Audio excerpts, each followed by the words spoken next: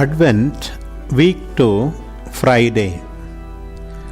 A reading from the treatise of Saint Irenaeus against the heresies on Eve and Mary. The Lord came in a visible way into His own domain. His own creation sustained Him, that creation which He Himself sustains. By His obedience shown on one tree, He retraced the disobedience which had been shown through another. The harmful seduction of Eve, a virgin shortly to be married, was remedied by the saving truth which the angel announced to Mary, who was also a betrothed virgin. Just as Eve, seduced by an angel's message, turned away from God in betraying His word, so Mary, welcoming an angel's message, bore God within her in obeying His word.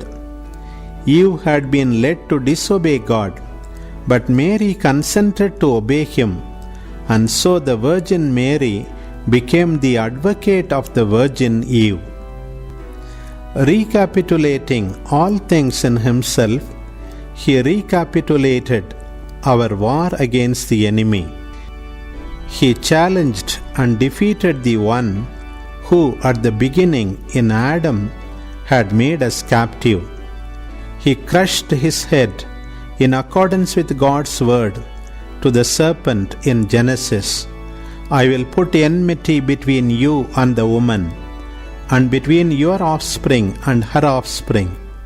He shall watch for your head, and you shall watch for his heel.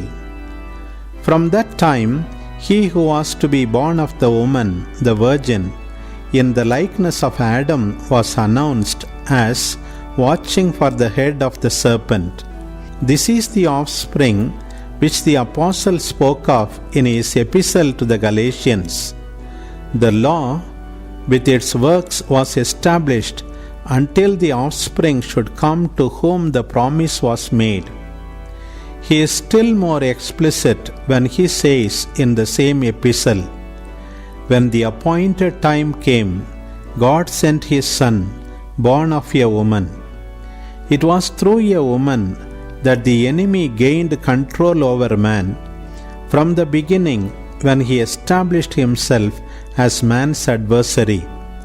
And so he would not have been defeated in full justice if his conqueror had not been a man born of a woman. That is why the Lord declares Himself Son of Man, restoring in Himself that first man from whom derived the race born of woman.